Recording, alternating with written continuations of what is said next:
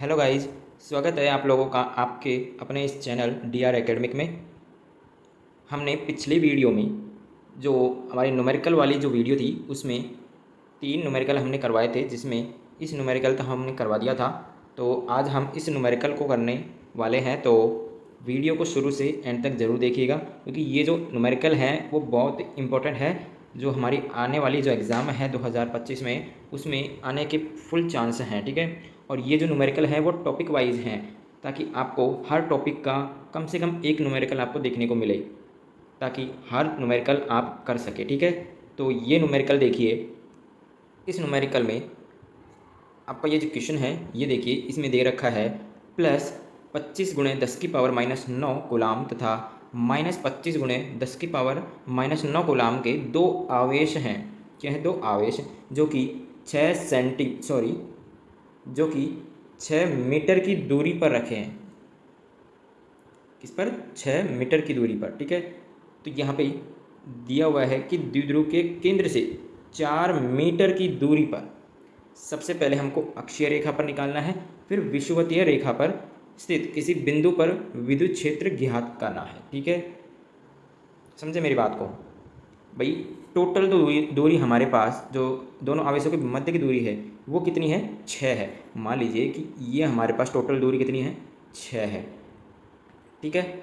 यहाँ से हमारे पास जो मिड पॉइंट है यहाँ से 4 सेंटीमीटर दूर, यानी कि इसको अगर हम हाफ हाफ करें तो हमारे पास 3-3 सेंटीमीटर आ जाता है, ठीक है। क्या आ जाता है? 3-3 सेंटीमीटर। और इस मिड पॉइंट से हमको 4 सेंटीमीटर बोल रहा हूँ मैं, 4 मीटर की दूरी पर अक्षीय रेखा पर, यानी कि 4 मीटर कितना हो जाएगा? 3 + 1, यानी कि कहीं यहाँ पर हमको अक्षीय रेखा पर विद्युत क्षेत्र ज्ञात करना है। और ऐसे ही 4 मीटर विषुवतीय रेखा, जिसको हमने निरक्षीय रेखा बताया था आपको, ठीक है। इसको आप विषुवतीय रेखा भी बोल सकते हैं, ठीक है। इसको विषुवतीय रेखा भी बोला जाता है, तो आप यहाँ पे कंफ्यूज ना हो, ठीक है। तो यहाँ पे कुछ इस पॉइंट पर आपको विषुवतीय रेखा पर विद्युत क्षेत्र निकालना है। तो आई होप कि आप लोग समझ गए होंगे कि क्वेश्चन बोल क्या रहा है, ठीक है। तो चलिए इसको सॉल्व करते हैं। तो हमने आपको जो अक्षीय रेखा पर विद्युत क्षेत्र ज्ञात करने का जो फॉर्मूला पढ़ाया था वो मैंने क्या बताया था? क्या था फॉर्मूला? E = 2kp/r³, जो कि अक्षीय रेखा के लिए है, ठीक। किसके लिए है? अक्षीय रेखा के लिए। और विषुवतीय के लिए क्या बताया था? kp/r³। तो हमारे पास यहाँ पे k तो कांस्टेंट है, r की वैल्यू हमको दी हुई है, ठीक है। हमको निकालना है p, और p के लिए हमको आवेश और दूरी दोनों दी हुई है। तो हम यहाँ पे सबसे पहले निकालेंगे p। तो देखिए यहाँ पे सॉल्यूशन है इसका, यहाँ पे हमने p निकालना है पहले, ठीक है। तो p बराबर क्या होता है? q × 2l, ठीक है। तो 2l की वैल्यू क्या थी? 6, क्योंकि दोनों आवेशों के बीच की दूरी क्या थी? 6 मीटर थी, और हमको पता है मीटर में ही हमको इसको लेना है। और यहाँ पे q क्या लेना है हमको? परिणाम लेना है, ना कि दिशा। ये जो p है वो दिशा पर, यानी कि यहाँ पे जो ये जो p है यहाँ पे हमको माइनस प्लस से कोई लेना देना नहीं है q के, ठीक है। तो q का हमको ओनली परिणाम लेना है, तो परिणाम आ जाएगा 25 × 10⁻⁹ दोनों में सेम है, तो ये परिणाम गुणे दूरी हो जाएगी। तो हमारे पास आ गया 1.5 × 10⁻⁷ सेंटीमीटर में चेंज करके लिख लिया, ठीक है। ये p हमको फॉर्मूले में काम आएगा। तो देखिए यहाँ पे सबसे पहले निकालेंगे हम अक्षीय रेखा पर विद्युत क्षेत्र, जिसका फॉर्मूला होता है E = 2kp/r³। यहाँ पे आप थोड़ा कन्फ्यूज हो सकते हैं, तो आप इसको मत देखिए। यहाँ पे फॉर्मूला आप लिख लीजिए 2kp/r³, ठीक है। तो आपको इसमें सिंपली वैल्यू रखनी है। 2 × k का मान होता है 9 × 10⁹ ठीक है। और जो यहाँ पे r है, r हमको लिखना है क्या? 4 मीटर, ठीक है। क्या लिखना है? 4 मीटर लिखना है। क्यों? क्योंकि हमको यहाँ पे जो दूरी दी हुई थी वो हमको 4 मीटर दूर किसी बिंदु पर अक्षीय रेखा पर, ठीक है, वहाँ पे विद्युत क्षेत्र निकालना था। तो हमको 4 लिखना है और इसका सॉल्यूशन करके हमको आंसर लिख देना है, ठीक है। यहाँ पे ये थोड़ा रॉन्ग हो सकता है, आपको समझ में भी नहीं आएगा, तो आप अपने हिसाब, यानी कि जो अपना फॉर्मूला है उससे करिए, ठीक है। नेक्स्ट यहाँ पे विषुवतीय रेखा पर निकालना है, तो इसका फॉर्मूला क्या होता है? kp/r³ होता है। तो यहाँ पे भी हमको सेम वैल्यू रखना है और इसका आंसर आ जाएगा, ठीक है। तो आई होप कि आप लोग समझ गए होंगे। नेक्स्ट क्वेश्चन पर चलते हैं। तो नेक्स्ट क्वेश्चन है +10 माइक्रोकूलाम तथा -10 माइक्रोकूलाम के दो आवेशों 2 सेंटीमीटर की दूरी पर रखा जाता है। बिल्कुल 2 सेंटीमीटर 12 हो गया हमारे पास। इनकी अक्षीय रेखा एवं निरक्षीय रेखा पर द्विध्रुव के केंद्र से 60 सेंटीमीटर की दूरी पर स्थित किसी बिंदु पर विद्युत क्षेत्र की गणना करनी है। वही सेम न्यूमेरिकल है, ठीक है, जो हमने अभी ऊपर किया है, बस वैल्यू ही चेंज है, बाकी और इसमें कुछ भी चेंज नहीं है भाई, ठीक है।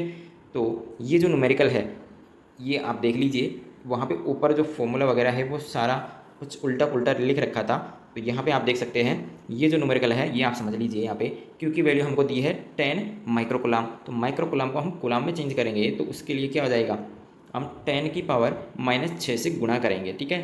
तो गुणा करने पर हमारे पास 10 गुणे 10 की पावर -6 होगा, तो हमारे पास ये 10 की पावर -5 कुलाम हो जाएगा, ठीक है। और 12 की वैल्यू क्या दे रखी है हमको, 2 सेंटीमीटर। सेंटीमीटर को हम मीटर में चेंज करेंगे तो हम 100 से भाग दे देंगे, तो इसके लिए हमारे पास आ जाएगा 2 गुणे 10⁻²मीटर, ठीक है। और जो 60 सेंटीमीटर है इसको भी हम चेंज कर लेंगे तो हम 100 से भाग दे देंगे, ठीक है। तो सबसे पहले निकालेंगे हम अक्षीय रेखा पर, जो कि हो जाएगा E बराबर 2kp/r³। तो हम 2 इंटू क्यू की वैल्यू रखेंगे 10 की पावर -2, 10 की पावर -5, और 12 की वैल्यू हो जाएगी हमारे पास 2 इंटू 10⁻² मीटर, ठीक है। और अपॉन में r³, जो r है वो हम रखेंगे 60 गुणे 10 की पावर -2। क्यों? क्योंकि जो हमारे पास r है वो तो हमारे पास 60 है कि नहीं, 60 सेंटीमीटर था कि नहीं, तो उसको हम रखेंगे, उसका क्यूब करेंगे, तो हमारे पास फाइनली यहाँ पे इसका जब हम सॉल्यूशन करेंगे तो हमारे पास आंसर आ जाएगा 1.67 इंटू 10⁴ न्यूटन पर कुलाम, जो कि अक्षीय रेखा पर है, ठीक है। नेक्स्ट यहाँ पे हम निकालेंगे निरक्षीय रेखा पर। तो निरक्षीय रेखा के लिए same formula kp/r³ value put करेंगे और आंसर हमारे पास आ जाएगा 0.83 इंटू 10⁴ न्यूटन पर कुलाम, जो कि निरक्षीय रेखा पर है, ठीक है। तो आई होप कि आप लोगों को दोनों न्यूमेरिकल समझ में आ गए होंगे। चलते हैं नेक्स्ट क्वेश्चन हमारे पास है, उदाहरण 12 है, 4 गुणे 10 की पावर -5 कूलाम मीटर है। भैया ध्यान रखना है, ये कहीं आप सेंटीमीटर समझ रहे, ये है कूलाम मीटर, ठीक है। विद्युत द्विध्रुव आघूर्ण का एक विद्युत द्विध्रुव 10 की पावर -3 न्यूटन पर कूलाम तीव्रता के विद्युत क्षेत्र में क्षेत्र के साथ 30 डिग्री के कोण पर रखा है, ठीक है। तो विद्युत द्विध्रुव पर लगने वाले बल आघूर्ण का मान ज्ञात करना है। सिंपली कुछ नहीं करना है भाई आपको, इसमें आपको सिंपली बल आघूर्ण का फॉर्मूला याद होना चाहिए, उसमें आपको वैल्यू पुट करनी है बस। उसके लिए क्या करेंगे, हमारे पास जो फॉर्मूला होता है वो क्या होता है, tau equal to PE sin theta. क्या होता है, PE sin थीटा। तो हमको चाहिए सबसे पहले तो P, जो कि क्या होता है, हमको दिया हुआ है इसमें भाई, क्या होता है P Q × 12, उसकी वैल्यू हमको दी हुई है, जो कि क्या होता है, विद्युत द्विध्रुव आघूर्ण होता है। तो हमको यहाँ पे दिया हुआ है, क्या दिया हुआ है, 4 गुणे 10 की power -5 coulomb metre. Coulomb metre किसका मतलब होता है, विद्युत द्विध्रुव आघूर्ण का। और विद्युत द्विध्रुव आघूर्ण को हम P से रिप्रेजेंट करते हैं, जो कि हमको वैल्यू दी हुई है, ठीक है। इसका विद्युत द्विध्रुव यानी कि विद्युत द्विध्रुव मतलब E, ठीक है, जो कि क्या है 10 की पावर -3 न्यूटन पर कूलाम। न्यूटन पर कूलाम किसका मात्रक होता है भाई, विद्युत द्विध्रुव का होता है कि नहीं, होता है ना। तो बस वही ये यहाँ पे वैल्यू E की दी हुई है 10 की पावर -3, तो हमारे पास वैल्यू पूरी आ चुकी है और थीटा हमारे पास 30 डिग्री दिया हुआ है। सिंपली फॉर्मूले में मान रखना है, ठीक है, सॉल्यूशन करना है, इसका आंसर आपके सामने 2 गुणे 10 की पावर -8 न्यूटन मीटर, ठीक है।